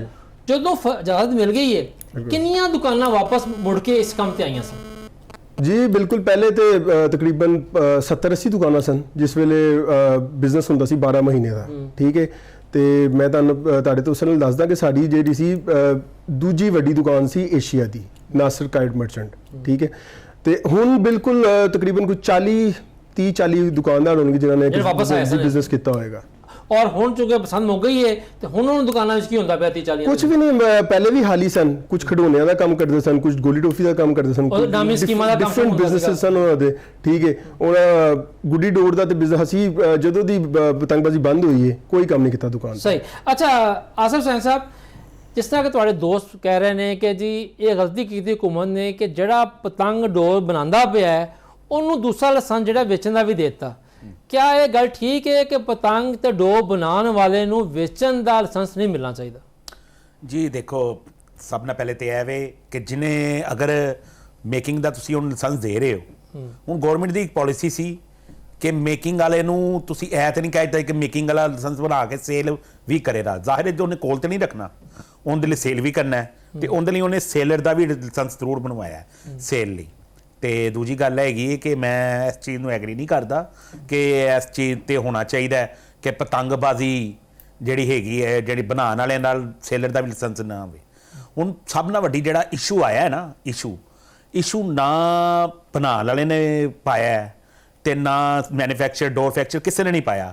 ਮੇਨ ਇਸ਼ੂ ਆਇਆ ਹੈ ਨੋਟਾਂ ਵਾਲਿਆਂ ਦਾ, ਜਿਨ੍ਹਾਂ ਕੋਲ ਨੋਟ ਸੀ, ਸਰਮਾਇਆ ਸੀ, ਉਹਨਾਂ ਨੇ ਹਾਇਰ ਬੰਦੇ ਕੀਤੇ, ਉਹਨਾਂ ਨੇ ਆਪਣਾ ਮਾਲ ਸਟਾਕ ਕਰਾਇਆ, ਉਹਨਾਂ ਨੇ ਇਕੱਠਾ ਕਰਕੇ ਬੜੇ ਨਾਂ ਨੇ, ਮੈਂ ਜਿਹੜੇ ਲੈਣਾ ਚਾਹਾਂ ਤੇ ਬਹੁਤ ਨਾਂ ਨੇ। ਅਸੀਂ ਕਿਸੇ ਜ਼ਾਤ ਤੇ ਗੱਲ ਨਹੀਂ ਕਰਦੇ ਨਾ ਜੀ ਬਿਲਕੁਲ। ਉਹਨਾਂ ਨੇ ਪੈਸਾ ਕਮਾਇਆ ਹੈ ਤੇ ਜਿਹੜੇ ਮੇਕਰ ਹਜ਼ਰਾਤ ਸੀ, ਡੋਰ ਮੇਕਰ ਸੀ, ਕਾਰਡ ਮੇਕਰ ਸੀ, ਉਹਨਾਂ ਨੇ ਉਹੀ ਆਪਣਾ ਜਿਹੜਾ ਪਹਿਲਾਂ ਚੱਲਦਾ ਸੀ ਦਾਲ ਦਲੀਆ ਉਹੀ ਚੱਲਿਆ। ਮੇਨ ਕੰਮ ਜਿਹੜਾ ਉਠਾਇਆ ਗਿਆ ਹੈ, ਇਹ ਜਿੰਨਾ ਵੀ ਵੱਡਾ ਸਰਮਾਏਦਾਰ ਬੰਦਾ ਹੈ ਉਹਨੇ ਇਸ ਚੀਜ਼ ਦਾ ਫਾਇਦਾ ਉਠਾਇਆ। ਹੁਣ ਮਿਸਾਲ ਦੇ ਤੋਂ ਤੁਸੀਂ ਕਹਿੰਦੇ ਹੋ ਗਰੀਬ ਦਾ ਸ਼ੌਕ, ਮੈਂ ਬਿਲਕੁਲ ਇਸ ਚੀਜ਼ ਨੂੰ ਐਗਰੀ ਕਰਨਾ ਵਾ। ਮੈਂ ਖੁਦ ਮੋਚੀ ਦਰਵਾਜ਼ੇ ਜਾ ਕੇ ਦੇਖਿਆ ਕਿ ਇੱਕ ਫੈਮਿਲੀ ਆਈ, ਇੱਕ ਸ਼ਰਲਾ ਹੈ, ਉਹ ਜਿਹੜਾ ਸਮਝ ਲਓ ਕਿ 5 ਰੁਪਏ ਦੀ ਕਾਸਟ ਹੈ, ਉਹ 200 ਰੁਪਏ ਦਾ ਲੈ ਕੇ ਜਾ ਰਹੇ ਨੇ। ਤੇ ਕਿੰਨੇ ਸ਼ਰਲੇ? 5 ਸ਼ਰਲੇ, 10 ਸ਼ਰਲੇ ਉਹ ਐਂ ਚੁੱਕ ਕੇ ਲਿਜਾ ਰਹੇ ਆ। ਮੈਂ ਇਸ ਚੀਜ਼ ਨੂੰ ਇੱਕ ਦੇਖ ਕੇ ਖੁਸ਼ੀ ਹੋ ਰਹੀ ਸੀ ਕਿ ਇਹ ਬਸੰਤ ਤੇ ਇਹ ਜਿਹੜੀ ਚੀਜ਼ ਬਹਾਲ ਹੋਈ ਏ, ਇੰਨਾ ਰਸ਼ ਆਇਆ, ਕਾਰੋਬਾਰ ਆਇਆ, ਹਰ ਚੀਜ਼। ਲੇਕਿਨ ਦੁੱਖ ਵੀ ਇਹ ਹੋ ਰਿਹਾ ਸੀ ਕਿ ਇੱਕ ਚੀਜ਼ 10 ਸਾਲੀ ਨੂੰ 200 ਦਾ ਸੇਲ ਕੀਤਾ ਜਾ ਰਿਹਾ। ਇਹ ਜ਼ਿਆਦਤੀ ਹੈ। ਹੁਣ ਦੇਖੋ ਇਸ ਜ਼ਿਆਦਤੀ ਦਾ ਵੀ ਜ਼ਿੰਮੇਦਾਰ ਸਰਮਾਇਆਦਾਰ ਤਬਕਾ ਹੀ ਹੈ। ਉਹਦੀ ਵਜ੍ਹਾ ਕੀ ਹੈ ਤੁਸੀਂ ਪੁੱਛ ਲਓ। ਹੁਣ ਮੈਂ ਦੱਸਣਾ ਚਾਹ ਰਿਹਾ ਤੁਹਾਨੂੰ ਉਹਦੀ ਵਜ੍ਹਾ ਕੀ ਹੈ। ਉਹਦੀ ਵਜ੍ਹਾ ਇਹ ਵੇ, ਮਿਸਾਲ ਦੇ ਤੌਰ ਤੇ ਮੇਰੇ ਕੋਲ ਇੱਕ 300 ਗੁੱਡਾ ਪਿਆ ਹੈ, ਠੀਕ ਹੈ, ਮੈਂ ਆਪਣੀ ਦੇ ਦਿੰਦਾ, ਮੈਂ ਕਿਸੇ ਦਾ ਨਾਂ ਨਹੀਂ ਲੈ ਰਿਹਾ। ਮੇਰੇ ਕੋਲ ਇੱਕ 300 ਗੁੱਡਾ ਪਿਆ ਹੈ, ਹੁਣ ਉਹ ਬਾਹਰੋਂ ਆਉਣ ਵਾਲਾ ਬੰਦਾ ਕਹਿ ਰਿਹਾ ਕਿ ਯਾਰ ਤੇਰੇ ਕੋਲ 300 ਗੁੱਡਾ ਹੈ। ਹੁਣ ਮੈਂ ਸੇਲ ਵੀ ਕੀਤਾ ਹੈ ਆਲਰੇਡੀ, ਉਹਨੂੰ ਮੈਂ ਸਮਝ ਲਓ ਕਿ 250 ਦਾ ਸੇਲ ਕੀਤਾ ਹੈ, ਤੇ ਮੈਨੂੰ ਉਹ ਬੰਦਾ ਕਹਿ ਰਿਹਾ ਯਾਰ 300 ਗੁੱਡਾ ਮੈਨੂੰ ਚਾਹੀਦਾ, ਮੈਂ ਫਲਾਣੀ ਜਗ੍ਹਾ ਤੇ ਬਸੰਤ ਬਣਾਉਣ ਆ ਰਿਹਾ ਵਾਂ ਤੇ ਕਿੰਨੇ ਪੈਸੇ? ਮੈਂ ਕਿਹਾ ਯਾਰ ਮੈਂ ਸੇਲ ਕਰਤਾ ਹੈ।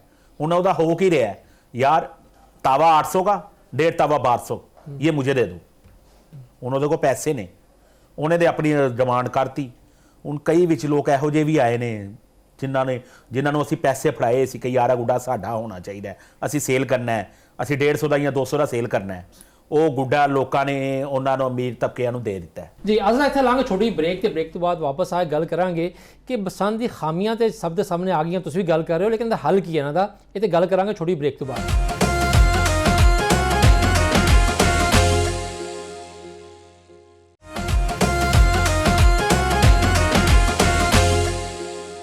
जी ब्रेक बाद वापस जी आया। अच्छा अकील साहब, जिस तरह के तुहाडे दोस्त जोड़े हैं ने, बड़े अच्छी गल है कि खुली डुली गुफ्तगू कर रहे हैं कि अपनी खामियां खूबियां हर किसी को पता होना चाहिए है, और जो तक बंदा अपनी गलती ना मन्ने उदों तक बेहतरी नहीं आ सकती। हुण ये दसो कि जिहड़ी ये गल है आसिफ साहब ने की सरमायादारां वाली, हुण किसी को ताजर को पैसा ज़्यादा होना कोई बुराई नहीं है, जाहिर गल है कि ये तो एक कारोबार है, जो जिन्ना लाएगा उन्ना कमाएगा, लेकिन इसदा हल की है? जिस तरह आसिफ साहब कह रहे हैं सरमायादारों ने कमा लिया, ਹੁਣ क्या अगली दफ़ा भी सरमायादारी कमाएगा? नहीं सर, ਇਹਦਾ ਜੋ ਸਾਡੇ ਨਜ਼ਦੀਕ ਬਹੁਤ ਸਾਰੇ ਜਿਹੜੇ ਹੱਲ ਨੇ ਉਹਨਾਂ ਚੋਂ ਇੱਕ ਇੰਪੋਰਟੈਂਟ ਚੀਜ਼ ਹੈ ਵੇ ਕਿ ਅਸੀਂ ਚਾਹ ਰਹੇ ਹਾਂ ਕਿ ਬਾਂਸ ਦਾ ਜਿਹੜਾ ਸੈਲਰ ਹੈ ਨਾ, ਬਾਂਸ ਦੇ ਸੈਲਰ ਦੇ ਨਾਲ ਔਰ ਕਾਗਜ਼ ਦੇ ਸੈਲਰ ਦੇ ਨਾਲ ਔਰ ਮੈਨੂਫੈਕਚਰਰਸ ਦੇ ਨਾਲ ਇੱਕ ਮੀਟਿੰਗ ਹੋਣੀ ਚਾਹੀਦੀ ਹੈ, ਬੜੀ ਸੀਰੀਅਸ ਮੀਟਿੰਗ ਗਵਰਨਮੈਂਟ ਦੇ ਨਾਲ। ਉਹਦੇ ਵਿੱਚ ਇਹਨਾਂ ਸਾਰਿਆਂ ਦੇ ਤਹਫੁਜ਼ਾਤ ਨੂੰ ਸੁਣਿਆ ਜਾਵੇ, ਮਾਲ ਦੀ ਸਪਲਾਈ ਦੀ ਬਿਹਤਰੀ ਦੇ ਬਾਰੇ ਗਵਰਨਮੈਂਟ ਜੋ ਮੁਮਕਿਨ ਇਕਦਾਮ ਕਰ ਸਕਦੀ ਹੈ ਉਹ ਕਰੇ, ਔਰ ਅਗਰ ਕਿਸੇ ਨੂੰ ਕੋਈ ਚੀਜ਼ ਇੰਪੋਰਟ ਕਰਨੀ ਹੈ ਉਹਦੇ ਤੇ ਬਿਲਕੁਲ ਡਿਊਟੀ ਫ੍ਰੀ ਦੇਵੇ, ਛੂਟ ਦੇਵੇ। ਔਰ ਉਸ ਤੋਂ ਬਾਅਦ ਇਹਨਾਂ ਦੇ ਨਾਲ ਚੁੱਕੇ ਇਹ ਸਟੇਕ ਹੋਲਡਰਸ ਨੇ, ਮੈਨੂਫੈਕਚਰਰਸ ਜਿੰਨੇ ਵੀ ਨੇ, ਇਹਨਾਂ ਦੇ ਨਾਲ ਬੈਠ ਕੇ ਮੀਟਿੰਗ ਕਰਨ ਤੋਂ ਬਾਅਦ ਜਿਹੜੀਆਂ ਨੇ ਕੋਈ ਚੀਜ਼ਾਂ ਤੈਅ ਹੋਣੀਆਂ ਚਾਹੀਦੀਆਂ ਨੇ। ਉਹ ਚੀਜ਼ਾਂ ਤੈਅ ਹੋਣ ਤੋਂ ਬਾਅਦ ਮੈਂ ਪਹਿਲੇ ਵੀ ਮਸ਼ਵਰਾ ਦਿੱਤਾ ਸੀ ਡੀਸੀ ਸਾਹਿਬ ਨੂੰ ਕਿ ਹੁਣ ਇਸ ਦਫਾ ਤੁਸੀਂ ਜਿਹੜਾ ਫਾਰਮ ਰੀਓਪਨ ਕਰੋਗੇ ਰਜਿਸਟ੍ਰੇਸ਼ਨ ਵਾਸਤੇ ਜਾਂ ਫਰੈਸ਼ ਰਜਿਸਟ੍ਰੇਸ਼ਨ ਵਾਸਤੇ ਜਾਂ ਜਿਹੜੀ ਮੌਜੂਦਾ ਰਜਿਸਟ੍ਰੇਸ਼ਨ ਨੂੰ ਕੰਟੀਨਿਊ ਕਰਨ ਵਾਸਤੇ, ਉਹਦੇ ਵਿੱਚ ਹੀ ਤੁਸੀਂ ਇਹਨਾਂ ਸਟੇਕ ਹੋਲਡਰਸ ਦੀ ਮੀਟਿੰਗ ਤੋਂ ਬਾਅਦ ਡਿਸਾਈਡ ਕਰਕੇ ਉਹਦੇ ਵਿੱਚ ਹੀ ਰੇਟ ਦੇ ਬਾਰੇ ਜਿਹੜਾ ਕਾਲਮ ਨੇ ਉਹ ਪਾਰਟ ਆਫ ਦੀ ਉਹ ਪਾਰਟ ਆਫ ਦੀ ਰਜਿਸਟ੍ਰੇਸ਼ਨ ਹੋਣਾ ਜ਼ਰੂਰੀ ਹੈ। ਔਰ ਉਹਨੂੰ ਜਿਸ ਬੰਦੇ ਨੂੰ ਉਹ ਰੇਟ ਵਾਰਾ ਖਾਵੇ ਉਹ ਆਪਣੇ ਆਪ ਨੂੰ ਰਜਿਸਟਰ ਕਰਾ ਲੇ, ਜਿਹਨੂੰ ਵਾਰਾ ਨਾ ਖਾਵੇ ਉਹ ਬਾਹਰ ਰਵੇਰੇ ਤੋਂ ਨਾ ਉਹ ਮੈਨੂਫੈਕਚਰਿੰਗ ਕਰ ਸਕਦਾ ਨਾ ਉਹ ਵੇਚ ਸਕਦਾ।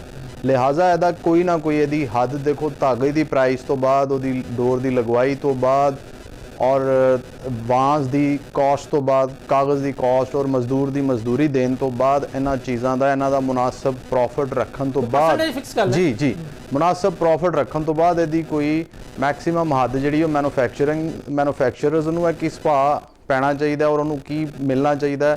ਜਿਸ ਤਰ੍ਹਾਂ ਸਬਜ਼ੀਆਂ ਦੇ, ਫਲਾਂ ਦੇ, ਮੁxtਲਿਫ ਚੀਜ਼ਾਂ ਦੇ ਰੇਟ ਤੁਹਾਡੇ ਸਾਹਮਣੇ, ਰੇਟ ਲਿਸਟ ਮੁxtਲਿਫ ਦੁਕਾਨਾਂ ਤੇ ਆਵੇ। ਅਕੀਲ ਸਾਹਿਬ ਤੁਸੀਂ ਸਬਜ਼ੀਆਂ ਫਲਾਂ ਦੀ ਗੱਲ ਕੀਤੀ ਹੈ, ਕਦੀ ਅੱਜ ਤੱਕ ਤੁਹਾਨੂੰ ਸਬਜ਼ੀ ਫਲ ਸਰਕਾਰੀ ਰੇਟ ਲਿਸਟ ਲੱਭੇ? ਸਰ ਨਹੀਂ ਲੱਭਿਆ, ਉਹ ਗੱਲ ਠੀਕ ਹੈ ਤੁਹਾਡੀ, ਲੇਕਿਨ ਦਿਹਾੜੀ ਲੱਗੇਗੀ ਸਰਕਾਰੀ ਮੁਲਾਜ਼ਮੀਨ ਦੀ, ਹੋਰ ਕੁਝ ਵੀ ਨਹੀਂ ਹੋਣਾ ਸਰ ਲੇਕਿਨ ਉਹਦੇ ਤੇ ਐਵੇਂ ਨਾ ਕਿ ਉਹ ਚੈੱਕ ਐਂਡ ਬੈਲੈਂਸ ਦੇਖੋ, ਸਬਜ਼ੀ ਫਲ ਵਾਲੇ ਤੇ ਹਜ਼ਾਰਾਂ ਨਹੀਂ ਲੱਖਾਂ ਦੀ ਤਾਦਾਦ 'ਚ ਨੇ, ਮੈਨੂਫੈਕਚਰਰਸ ਜਿਹੜੇ ਨੇ ਜਾਂ ਡੋਰ ਵੇਚਣ ਵਾਲੇ ਨੇ, ਇਹ ਚੰਦ 100 ਲੋਕ ਹੋਣਗੇ, 400-500 ਲੋਕ ਹੈ। ਇਹਨਾਂ ਲੋਕਾਂ ਦੇ ਚੈੱਕ ਐਂਡ ਬੈਲੈਂਸ ਰੱਖਣਾ ਜ਼ਿਆਦਾ ਆਸਾਨ ਹੈ ਨਾ ਬਨਿਸਬਤ ਸਬਜ਼ੀ ਫਲਾਂ ਵਾਸਤੇ, ਤੇ ਹਰ ਮਹੱਲੇ 'ਚ ਖੁੱਲੇ ਨੇ ਸਬਜ਼ੀ ਫਲਾਂ ਵਾਲੇ, ਤੇ ਇਸ ਵਾਸਤੇ ਅਸੀਂ ਕਿਹਾ ਕਿ ਇਹਨੂੰ ਲਾਇਸੈਂਸ ਦਾ ਪਾਰਟ ਬਣਾਓ, ਲੇਕਿਨ ਪਹਿਲੇ ਇਹਨਾਂ ਨਾਲ ਮੁਸ਼ਾਵਰਤ ਕਰਨ ਤੋਂ ਬਾਅਦ ਫਿਰ ਇਹਨੂੰ ਤੁਸੀਂ ਰੇਟ ਨੂੰ ਇੰਪਲੀਮੈਂਟ ਕਰੋ। ਉਹਦੇ ਵਾਸਤੇ ਫਿਰ ਅਸੀਂ ਸਾਡੀ ਐਸੋਸੀਏਸ਼ਨ ਵੀ ਪੂਰੀ ਮੁਮਕਿਨਾ ਮਦਦ ਕਰੇਗੀ, ਔਰ ਜਿੰਨੀ ਵੀ ਰੇਟ ਦੇ ਬਾਰੇ ਅਸੀਂ ਜੋ ਵੀ ਕੋਸ਼ਿਸ਼ ਕਰ ਸਕਨੇ ਹਾਂ ਆਪਣਾ ਪਾਰਟ ਪਰਫਾਰਮ ਕਰ ਸਕਨੇ ਹਾਂ, ਇਨਸ਼ਾਅੱਲਾ ਅਸੀਂ ਜ਼ਰੂਰ ਕਰਾਂਗੇ। ਕਿ ਗੱਲ ਤੇ ਉੱਥੇ ਆਏ ਨੇ ਨਾ ਕਿ ਤੁਸੀਂ ਜਿਹੜੀ ਗੱਲ ਕਰ ਰਹੇ ਹੋ ਤਜਵੀਜ਼ ਸੁਣਨ ਤਾਂ ਅੱਛੀ ਲੱਗਦੀ ਹੈ, ਪਰ ਹਕੂਮਤ ਕੋਈ ਐਸਾ ਫਾਰਮੂਲਾ ਕਿਸ ਤਰ੍ਹਾਂ ਕੱਢੇਗੀ? ਯਾਨੀ ਕਿ ਦੇਖੋ ਨਾ ਕਿ ਹੁਣ ਇਹਦੇ ਕਈ ਤਰ੍ਹਾਂ ਦਾ ਕਾਗਜ਼ ਹੈ। ਸਭ ਤੋਂ ਪਹਿਲੇ ਤਾਂ ਮੇਰਾ ਖਿਆਲ ਹੈ ਕਿ ਤੁਹਾਨੂੰ ਤਮਾਮ ਸਟੇਕ ਹੋਲਡਰ ਨੂੰ ਮਿਲ ਕੇ ਕੁਆਲਿਟੀ ਬਿਹਤਰ ਕਰਨੀ ਚਾਹੀਦੀ ਹੈ ਕਿ ਜਿਹੜੀ ਲੁੱਟ ਪਈ ਹੈ ਉਸ ਲੁੱਟ ਦੇ ਵਿੱਚ ਮਹਿੰਗਾ ਮਾਲ ਜਿਹੜਾ ਕੁਆਲਿਟੀ ਵੀ ਨਾਕਸ ਸੀਗਾ ਉਹ ਵੀ ਵਿਕਿਆ। ਕਿੱਥੇ ਸੁਣੀਦਾ ਸੀਗਾ ਜਰਮਨ ਪੇਪਰ, ਕਿ ਜਰਮਨ ਪੇਪਰ ਕਿਤੇ ਹੈ ਸੀ, ਦੱਸੋ ਸਾਨੂੰ। ਨਹੀਂ ਸਰ, ਜਰਮਨ ਪੇਪਰ ਤੇ ਹੁਣ ਆਂਦਾ ਹੀ ਨਹੀਂ, ਬੇਸਿਕਲੀ ਇਹਦੀ ਚਾਈਨਾ ਵਾਲਾ ਹੀ ਆਂਦਾ ਸਾਰਾ, ਹੁਣ ਚਾਈਨਾ ਦਾ ਪੇਪਰ ਹੀ ਆਂਦਾ। ਚਾਈਨਾ ਦਾ ਪੇਪਰ ਵੀ ਇਕੁਅਲੀ ਗੁੱਡ ਹੈ, ਔਰ ਬਲਕਿ ਚਾਈਨਾ ਦਾ ਪੇਪਰ ਜਰਮਨ ਪੇਪਰ ਦੇ ਬਾਰੇ ਸੀ ਕਿ ਉਹ ਬਹੁਤ ਜ਼ਿਆਦਾ ਗਰਮੀ ਆਂਦੀ ਸੀ ਤੇ ਜਰਮਨ ਦਾ ਪੇਪਰ ਫਟ ਜਾਂਦਾ ਸੀ, ਜ਼ਿਆਦਾ ਹੀਟ ਬਰਦਾਸ਼ਤ ਨਹੀਂ ਸੀ ਕਰ ਸਕਦਾ। ਲੇਕਿਨ ਜਿਹੜਾ ਚਾਈਨਾ ਦਾ ਪੇਪਰ ਹੈ, ਅਗਰ ਉਹ ਅੱਛੀ ਕੁਆਲਿਟੀ ਦਾ ਲਾਇਆ ਜਾਏ ਤੇ ਉਹ ਚਾਰੋਂ ਮੌਸਮਾਂ ਨੂੰ ਬਰਦਾਸ਼ਤ ਕਰਦਾ ਹੈ, ਜਿਹੜਾ ਚਾਈਨਾ ਦਾ ਪੇਪਰ ਹੈ। ਤੇ ਪੇਪਰ ਦੀ ਕੁਆਲਿਟੀ ਦਾ ਐਡਾ ਇਸ਼ੂ ਨਹੀਂ ਹੈ ਐਕਚੁਅਲੀ, ਚੂँਕਿ ਬਸੰਤ 20-22 ਵਰਿਆਂ ਬਾਅਦ ਹੋਈ ਸੀ ਤੇ ਜਿਨ੍ਹਾਂ ਕੋਲ ਬਸੰਤ ਬੰਦ ਹੋਣ ਦੇ ਵਕਤ ਸਟਾਕ ਪਿਆ ਸੀ ਨਾ, ਕਈਆਂ ਮਾਲ ਪੁਰਾਣਾ ਪਿਆ ਹੋਇਆ ਸੀ, ਉਹਨਾਂ ਨੇ ਉਹ ਪੁਰਾਣਾ ਪੇਪਰ ਲਾਤਾ ਹੈ। ਅਸਲ 'ਚ ਪੇਪਰ ਜਿਹੜਾ ਹੈ ਨਾ ਪੁਰਾਣਾ, ਉਹ ਇੰਨਾ ਜ਼ਿਆਦਾ ਟਾਈਮ ਨਹੀਂ ਕੱਢ ਸਕਦਾ, ਉਹ ਬਿਲਕੁਲ ਨਾਕਸ ਹੋ ਜਾਂਦਾ ਹੈ ਔਰ ਤਕਰੀਬਨ ਉਹਨੂੰ ਜ਼ਰਾ ਜੀ ਵੀ ਠੋਕਰ ਲੱਗੇ ਤੇ ਫਟ ਜਾਂਦਾ। ਤੇ ਉਹ ਕਿਸੇ ਨੇ ਅਗਰ ਆਪਣੇ ਆਉਣ ਤੇ ਕੋਈ ਪੁਰਾਣਾ ਪੇਪਰ ਲਾ ਦਿੱਤਾ ਤੇ ਉਹਦਾ ਹਰਗਿਜ਼ ਮਤਲਬ ਹੈ ਨਹੀਂ ਕਿ ਚਾਈਨਾ ਦਾ ਪੇਪਰ ਫਟ ਜਾਂਦਾ। ਅੱਛਾ ਖਵਾਜਾ ਖਾਨ ਸਾਹਿਬ, ਜਿਸ ਤਰ੍ਹਾਂ ਵਕੀਲ ਸਾਹਿਬ ਕਹਿ ਰਹੇ ਨੇ ਕਿ ਹਕੂਮਤ ਨੂੰ ਚਾਹੀਦਾ ਹੈ ਕਿ ਤਮਾਮ ਸਟੇਕ ਹੋਲਡਰਾਂ ਦੇ ਨਾਲ ਮੀਟਿੰਗ ਤੋਂ ਬਾਅਦ ਜਿਹੜਾ ਹੈ ਲਾਇਸੈਂਸ ਦੇਣ ਲੱਗਿਆਂ ਇੱਕ ਰੇਟ ਲਿਸਟ ਬਣਾ ਦੇਵੇ, ਬਿਲਕੁਲ ਘੱਟ ਤੋਂ ਘੱਟ ਤੇ ਵੱਧ ਤੋਂ ਵੱਧ ਜੋ ਵੀ ਸਾਈਜ਼ਿੰਗ ਦੀ ਹੁੰਦੀ ਹੈ, ਡੋਰ ਦੀ ਕੁਆਲਿਟੀ ਆ, ਜੋ ਨੰਬਰ ਸ਼ੰਬਰ ਹੁੰਦਾ ਉਸ ਹਿਸਾਬ ਦੇ ਨਾਲ ਹੋ ਜਾਵੇ। ਕਿਆ ਇਹ ਹੋਣਾ ਚਾਹੀਦਾ? ਸਰ ਦੇਖੋ, ਅਗਰ ਤੁਸੀਂ ਰੇਟ ਲਿਸਟ ਨਹੀਂ ਵੀ ਬਣਾਉਂਦੇ ਨਾ, ਅਗਰ ਤੁਸੀਂ ਸਿਰਫ ਟਾਈਮ ਪੀਰੀਅਡ ਦਿੰਦੇ ਹੋ ਮੈਨੂਫੈਕਚਰਰ ਨੂੰ, ਜੀ ਠੀਕ ਹੈ, रेट ऑब्वियसली ऑटोमेटिकली कट हो जाएगा, माल ज्यादा आएगा। देखें उसने उन्हें भी तो पैसे इकट्ठे करने हैं ना, उन्हें रखना थोड़ी है माल बना के, ठीक है। जिस वक्त ताड़ी सप्लाई ज़्यादा होएगी तो उस रेट कट होएगा, जिस वे मतलब ताड़ी को स्टॉक मौजूद होएगा तो रेट ऑब्वियसली कट होएगा। अगर एक पिन देखो, पिन्ना बनाना भी आर्ट है, ठीक है। इन्होंने डोर पिन्ने तो शुरू की कि जी पिन्ना तुसी अलाउड है, पिन्ना तुसी बनाना है तो पिन्ने तो बेचना है। ਇੱਥੇ ਮੈਂ ਤੁਹਾਡੀ ਗੱਲ ਰੋਕਾਂਗਾ। ਆ ਪਿੰਨੇ ਦਾ ਤੁਸੀਂ ਲਫ਼ਜ਼ ਇਸਤੇਮਾਲ ਕਰਕੇ ਨਾ ਸਾਡੇ ਕਈ ਲੱਖਾਂ ਵੇਖਣ ਵਾਲਿਆਂ ਦੇ ਦਿਲ ਜਿਹੜੇ ਨੇ ਦੁਖੀ ਕਰਦੇ ਨੇ। ਕਾਸ਼ ਇਹ VIP ਕਲਚਰ ਮੁੱਕ ਜਾਵੇ, ਆਵਾਮ ਵਾਸਤੇ ਪਿੰਨੇ ਦੀ ਪਾਬੰਦੀ ਹੈ।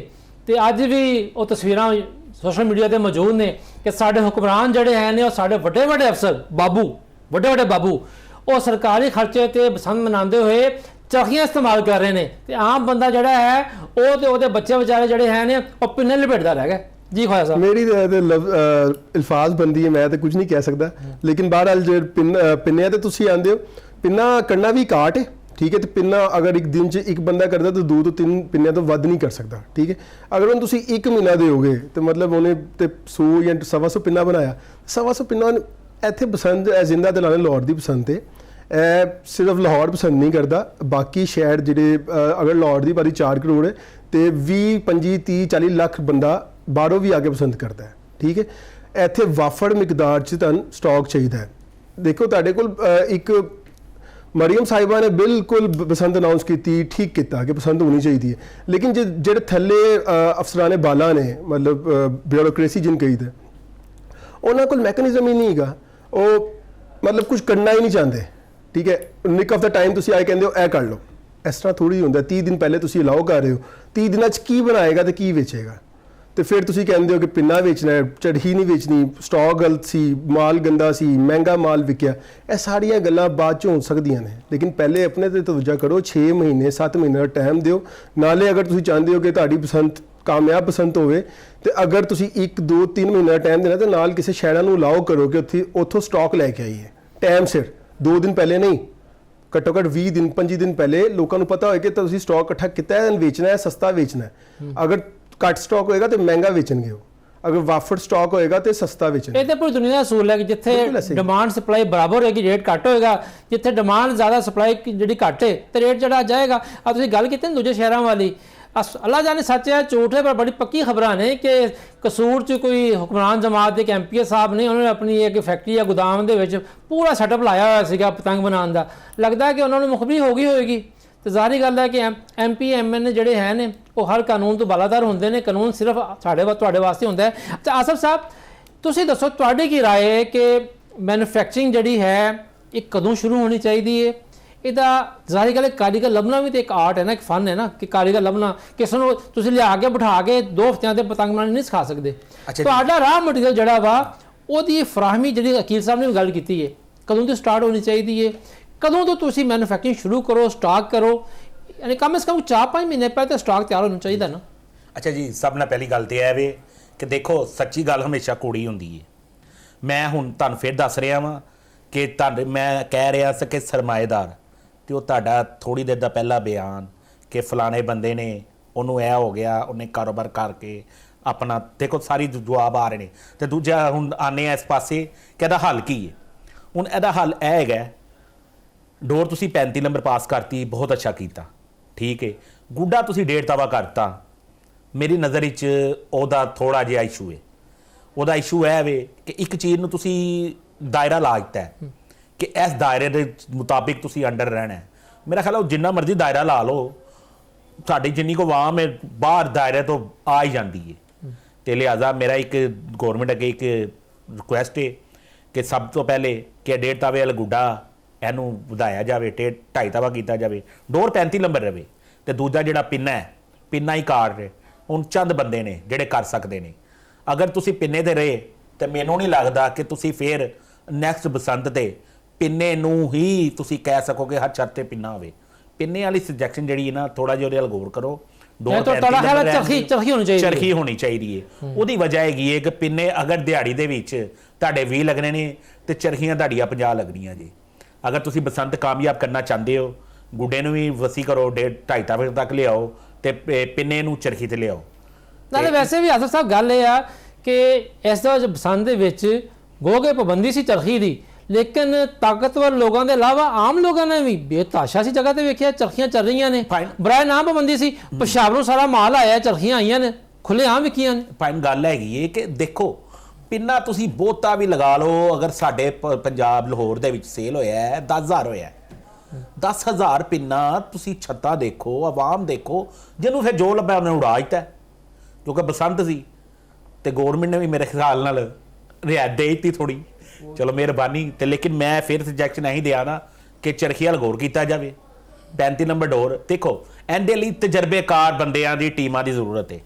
ਜਿਹੜੀ ਐਸੋਸੀਏਸ਼ਨ ਸਾਡੀਆਂ ਬਣਦੀਆਂ ਪਈਆਂ, ਆਲ ਪਾਕਿਸਤਾਨ ਕਾਈਟ ਫਲਾਈਂਗ ਐਸੋਸੀਏਸ਼ਨ, ਇਹਨਾਂ ਦੀ ਮਾਸ਼ਾਅੱਲਾ ਸ਼ਾਖਾ ਹੁਣ ਫੈਲਦੀਆਂ ਪਈਆਂ ਪੂਰੇ ਪੰਜਾਬ ਦੇ ਵਿੱਚ। ਉਹ ਆਪਣੀਆਂ ਟੀਮਾਂ ਤਿਆਰ ਕਰ ਰਹੇ ਨੇ, ਜਿਹੜੇ ਮੇਰੀ ਜਾਣਕਾਰੀ ਹੈ ਮੇਰੇ ਤੱਕ, ਉਹ ਆਪਣੀਆਂ ਟੀਮਾਂ ਤਿਆਰ ਕਰ ਰਹੇ ਨੇ। ਉਹਨਾਂ ਟੀਮਾਂ ਦੇ ਬੰਦੇ ਉੱਥੇ ਮੁਤਲਕਾ ਥਾਣਿਆਂ ਦੇ ਨਾਲ ਰਲ ਕੇ ਜਦੋਂ ਚਰਖੀ ਤੁਸੀਂ 35 ਨੰਬਰ ਪਾਸ ਕਰੋ ਤੇ ਚਰਖੀ ਕਰੋ ਤੇ ਹਰ ਛੱਤ ਤੇ ਉਹ ਟੀਮਾਂ ਦੇ ਬੰਦੇ, ਉਹ ਪ੍ਰੋਫੈਸ਼ਨਲ ਨੇ, ਡੋਰ ਚੈੱਕ ਕਰਨ ਵਾਲੇ, ਉਹ ਛੱਤਾਂ ਤੇ ਜਾ ਕੇ ਪੁਲਿਸ ਦੇ ਨਾਲ ਦੱਸ ਸਕਦੇ ਨੇ ਕਿ ਇਹ ਡੋਰ 9 ਧਾਰੀ ਹੈ, ਇਹ ਮੁਤਾਬਿਕ ਹੈ, ਇਹ ਪਾਸ ਹੈ। ਤੇ ਲਿਹਾਜ਼ਾ ਜਦੋਂ ਇਹ ਚੀਜ਼ ਦਾ ਡਰ ਆਵਾਮ ਵਿੱਚ ਆਈਏ ਦਾ ਨਾ ਕਿ ਯਾਰ ਸਾਡੇ ਹਰ ਮਹੱਲੇ ਦੇ ਵਿੱਚ ਇੱਕ ਟੀਮ ਬੈਠੀ ਹੈ, ਭਾਵੇਂ ਆਲ ਪਾਕਿਸਤਾਨ ਕਾਈਟ ਫਲਾਈਂਗ ਐਸੋਸੀਏਸ਼ਨ ਦੀ, ਕਿਸੇ ਵੀ ਟੀਮ ਦੀ ਹੈ, ਕਿ ਅਸੀਂ ਅਗਰ 2 ਨੰਬਰ ਡੋਰ ਉਡਾਵਾਂਗੇ, ਉਹ ਪ੍ਰੋਫੈਸ਼ਨਲ ਨੇ, ਉਹ ਥੱਲੋਂ ਉਡਾਉਂਦੇ, ਉਹਨਾਂ ਨੂੰ ਪਤਾ ਲੱਗ ਜਾਂਦਾ ਮੁਖਾਲਫ ਇਹ ਉੱਡ ਗਈ ਹੈ, ਉਹਨਾਂ ਨੇ ਜਾ ਕੇ ਉਸੇ ਟਾਈਮ ਕਾਨੂੰਨ ਦੇ ਮੁਤਾਬਿਕ ਉਹਨਾਂ ਨੂੰ ਅਰੈਸਟ ਕਰਵਾਉਣਾ ਹੈ।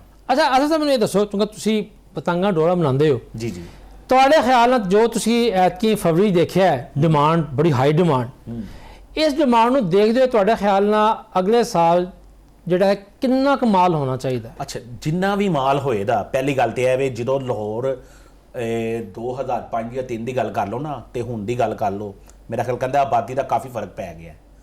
ਮੈਂ ਤੁਹਾਨੂੰ ਇੱਕ ਸਿੰਪਲ ਜੀ ਮਿਸਾਲ ਦਿੱਤੀ ਹੈ ਕਿ ਮੇਰੇ ਘਰ ਆਲੇ ਦੁਆਲੇ ਛੱਤਾਂ ਦੇ ਕਦੀ ਜਦੋਂ ਦੀ ਉਹਨਾਂ ਨੇ ਛੱਤਾਂ ਬਣੀਆਂ, ਮੈਂ ਇਸ ਟਾਈਮ 46 ਸਾਲ ਦਾ, ਮੈਂ ਨਹੀਂ ਦੇਖਿਆ ਦੀ ਕਦੀ ਪਤੰਗਬਾਜ਼ੀ ਹੋਈ ਹੋਵੇ, ਲੇਕਿਨ ਐਤਕੀ 2025 ਚ ਉਹਨਾਂ ਦੀ ਛੱਤਾਂ ਦੇ ਪਤੰਗਬਾਜ਼ੀ ਹੋਈ ਹੈ। ਉਹਦੀ ਵਜ੍ਹਾ ਇਹ ਵੇ ਕਿ ਇਸ ਕਲਚਰ ਨੂੰ ਅਵਾਮੀ ਖੂਨ ਦੇ ਵਿੱਚ ਜਜ਼ਬ ਹੋਈ ਜਾ ਰਿਹਾ ਹੈ। ਸਹੀ ਹੈ। ਕਿਉਂਕਿ ਇੱਕ ਇੰਟਰਟੇਨਮੈਂਟ ਘਰ ਮਿਲ ਜਾਂਦੀ ਹੈ, ਬਾਹਰ ਨਹੀਂ ਜਾਣਾ ਪੈਂਦਾ, ਬੱਚਾ ਕੋਲ ਰਹਿੰਦਾ ਹੈ, ਉਹ ਇੰਜੋਏ ਕਰਦਾ ਹੈ, ਫੈਮਲੀਆਂ ਆਉਂਦੀਆਂ ਇਕੱਠੇ ਹੁੰਦੇ ਨੇ, ਲੋਕੀ ਬਾਹਰੋਂ ਆਉਂਦੇ ਨੇ, ਈਦ ਤੇ ਨਹੀਂ ਆਏ ਬਸੰਤ ਤੇ ਆਏ ਨੇ, ਬਸੰਤ ਮਨਾ ਕੇ ਚਲੇ ਗਏ ਨੇ।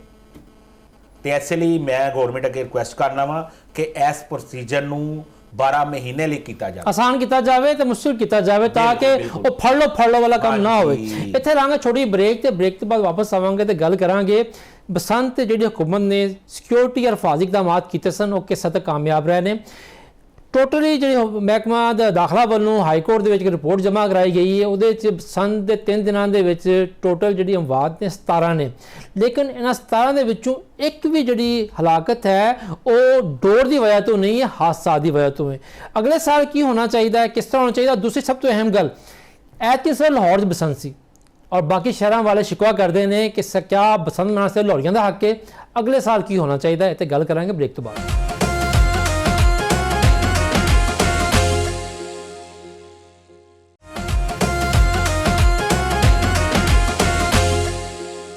जी ब्रेक के बाद वापस वेलकम करते हैं जनाब नू। अच्छा ये दसो वकील साहब कि इस दफ़ा तुहाडी एसोसीएशन ने भी बड़ा हुकूमत नाल मिल के प्लान्स बनाए, चीज़ों को बेहतर किया, क्योंकि सब तो बड़ा खौफ ये सीगा हुकूमत नू भी और मीडिया नू भी और आवाम भी डरे हुए सन कि माजी दे विच कातल डोर, असी मीडिया वाले यही लफ्ज़ इस्तेमाल करते हैं, कातल डोर की वजह है ਕੈਮੀਕਲ ਵਾਲੀ ਔਰ ਪਤਾ ਨਹੀਂ ਕੀ ਉਹਦੇ ਲਾਇਆ ਹੁੰਦਾ ਸੀਗਾ। ਉਹਦੇ ਨਾਲ ਜਿਹੜੀ ਮਾਸੂਮ ਬੱਚੇ ਅਸੀਂ ਵੇਖੇ ਨੇ, ਗਰਦਨਾਂ ਕੱਟੀਆਂ ਹੋਈਆਂ, ਵੱਡੇ ਬੰਦਿਆਂ ਦੀ ਕੱਟੀਆਂ ਵੇਖੀਆਂ ਨੇ, ਤਾਂ ਕਾਤਲ ਡੋਰੀ ਸੀਗੀ। ਇਸ ਦਫਾ ਅੱਛੀ ਗੱਲ ਇਹ ਆ ਕਿ ਲੋਕਾਂ 'ਚ ਸ਼ੋਰ ਆਇਆ ਔਰ ਹਕੂਮਤ ਨੇ ਵੀ ਸਖਤੀ ਕੀਤੀ ਸੀਗੀ। ਐਤਕੀ ਡੋਰ ਫਿਰਨ ਦੇ ਨਾਲ ਕੋਈ ਹਲਾਕਤ ਨਹੀਂ ਹੋਈ, ਇਹ ਅੱਲਾ ਦਾ ਕਰਮ ਹੋਇਆ। ਹਾਦਸਾਤ ਹੋਏ ਨੇ, ਗੁੱਡੀਆਂ ਲੁੱਟਦੇ ਹੋਏ ਜਾਂ ਵੈਸੇ हादसा तो हर जगह तो हो सकता है। हादसे को रोकना इंसानों की अपनी अकल के मुताबिक है कि ऐसी बेवकूफ़ी ना कर। छत पर अगर खड़े ने तो बिना पिछे मुड़े वेखे पिछे मुड़ी जाएंगे तो डिगना ही थले जाके उन्होंने। ये दसो कि राड सेफ्टी राड वाला सिस्टम जोड़ा सीगा वो किस हद तक कामयाब रहा मोटरसाइकिल के उत्ते?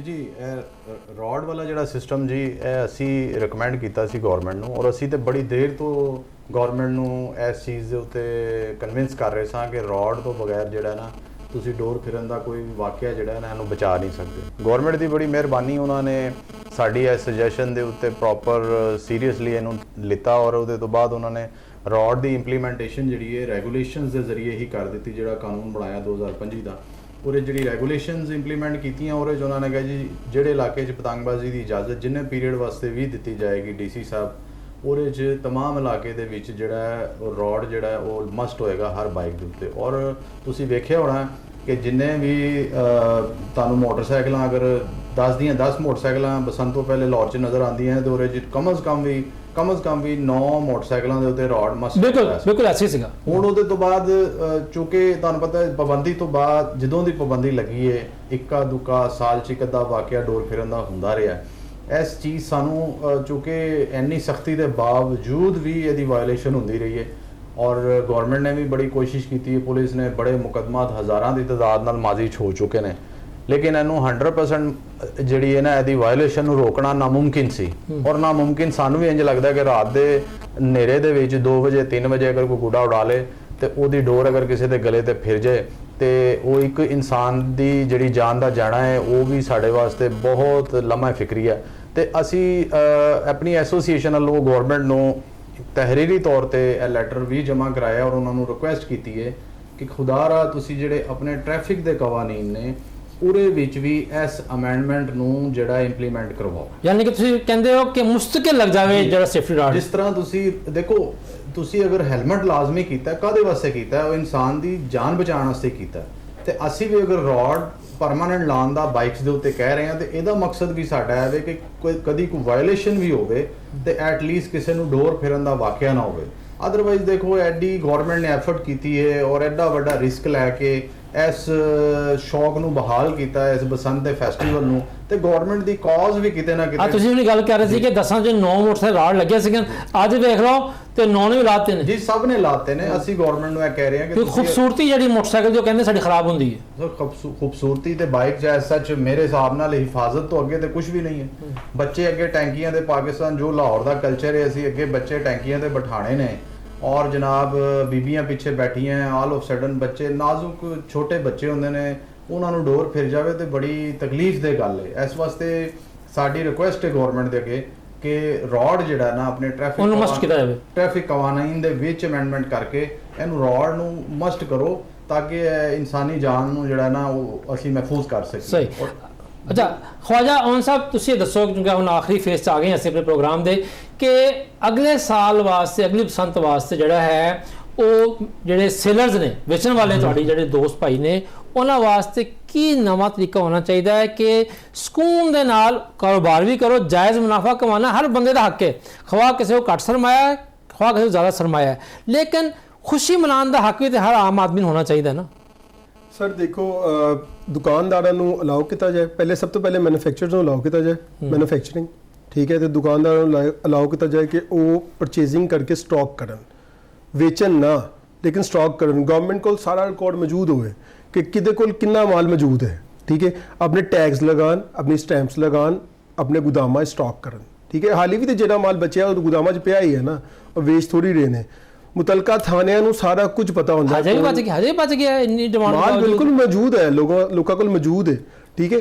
ਮੁਤਲਕਾ ਥਾਣਿਆਂ ਨੂੰ ਸਾਰਾ ਕੁਝ ਪਤਾ ਹੁੰਦਾ है ਕਿਹੜਾ ਮਾਲ ਵੇਚ ਰਿਹਾ है, किने रखे है, की सब कुछ है, आपके पास रिकॉर्ड मौजूद है। आप उसको तन चाहिए है कि ਤੁਸੀਂ ਉਹਨੂੰ ਸੰਭਾਲ ਕੇ ਰੱਖੋ, ਜਿਹੜੇ ਲਾਇਸੈਂਸ ਇਸ਼ੂ ਕੀਤੇ ਨੇ ਉਹਨਾਂ ਨੂੰ ਵਿਜ਼ਿਟ ਕਰੋ, ਕੋਈ ਟੀਮ ਬਣਾਓ, ਉਹ ਆ ਕੇ ਜਗ੍ਹਾ ਤੇ ਵਿਜ਼ਿਟ ਕਰੇ, ਆ ਕੇ ਦੇਖੇ ਸਟਾਕ ਪਿਆ ਹੈ। ਹਾਂ, ਦੁਕਾਨਦਾਰਾਂ ਨੂੰ ਅਲਾਉ ਕਰੋ ਕਿ ਉਹ ਪਰਚੇਜ਼ਿੰਗ ਕਰਨ और स्टॉक अपने को सेव करन, ठीक है, ताकि बसंत के मौके पर उन्होंने को स्टॉक मौजूद हो, अफरा तफरी का आलम ना हो। अगर तुसी 1 महीना पहले या 2 महीने पहले इजाजत दोगे परचेजिंग की तो स्टॉक बिल्कुल इकट्ठा नहीं होता। 2 4 5 10 हज़ार गुड़ा या 20 हज़ार गुड़ा, 20 हज़ार गुड़ा कुछ भी नहीं है। लास्ट बसंत हुई सी 2007 उस वे लखा च आबादी सी, इस वेले 4.5 5 करोड़ की आबादी है, तो यह शौक बच्चे का है। बाहरों आके देखो पैसे वाला बंदा तो खरीद ही लेगा, यह शौक हमेशा बच्चे का सी। मैं आप अपनी छोटी उम्र च गुड्डी पतंगबाजी मेरा एक फेवरेट शौक सी, मतलब मैं हॉबी कंसीडर करना सा। मैं मतलब मैंने कोई काम नहीं, स्कूलों आना तो आके छत चढ़न में गुड्डी उड़ानी, मेरी तो अपनी दुकान सी तो मैं थे मिल जाती सी। खैर बच्चे नूं तुसी अकोमोडेट करना है, क्योंकि बच्चे ने पतंगबाजी बंद होने नाल तुहाडे बच्चे जिहड़े सन दूजी शैवां ते लग गए, मनशियात पासे टुर गए, जुएं पासे टुर गए, डकैतियां शुरू हो गई।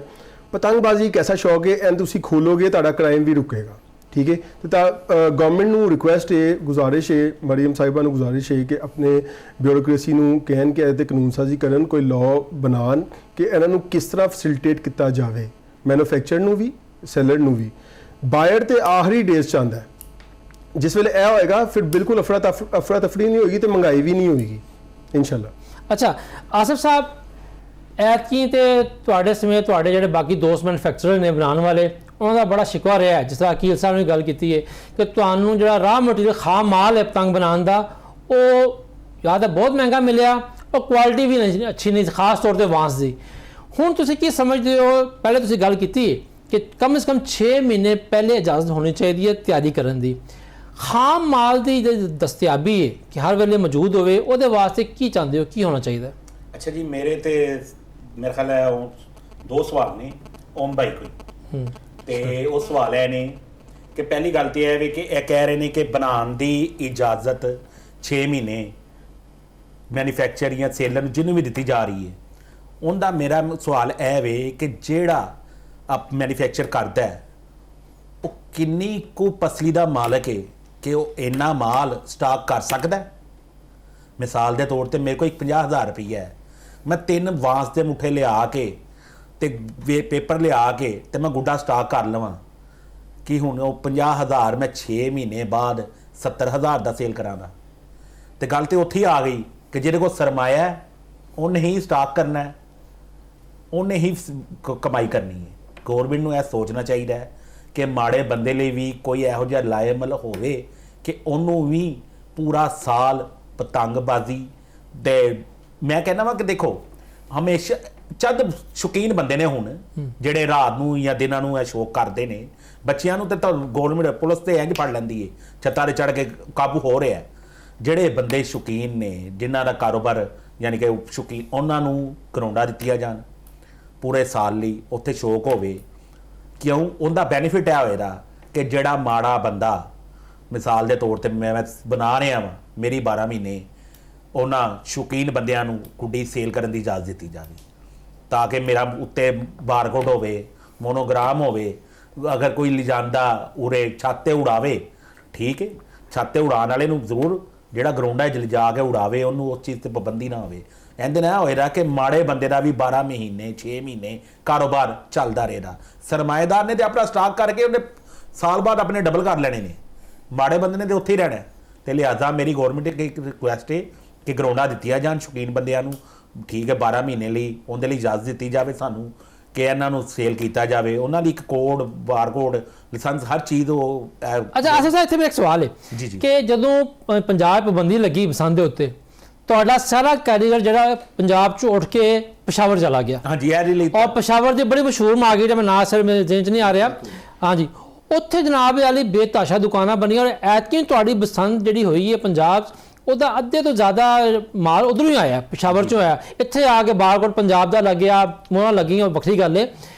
ਲੇਕਿਨ ਕਿਆ ਐਸਾ ਨਹੀਂ ਤੁਸੀਂ ਸੋਚਦੇ ਕਿ ਅਗਰ ਉਧਰੋਂ ਮਾਲ ਆ ਸਕਦਾ ਹੈ ਤੇ ਤੁਹਾਨੂੰ ਬੇਸ਼ੱਕ ਪੰਜਾਬ 'ਚ ਪਾਬੰਦੀ ਹੈ, ਤੁਸੀਂ ਇੱਥੇ ਤੁਹਾਨੂੰ ਇਜਾਜ਼ਤ ਹੋਵੇ ਬਣਾਉਣ ਦੀ, ਤੁਸੀਂ ਬਾਹਰ ਭੇਜੋ।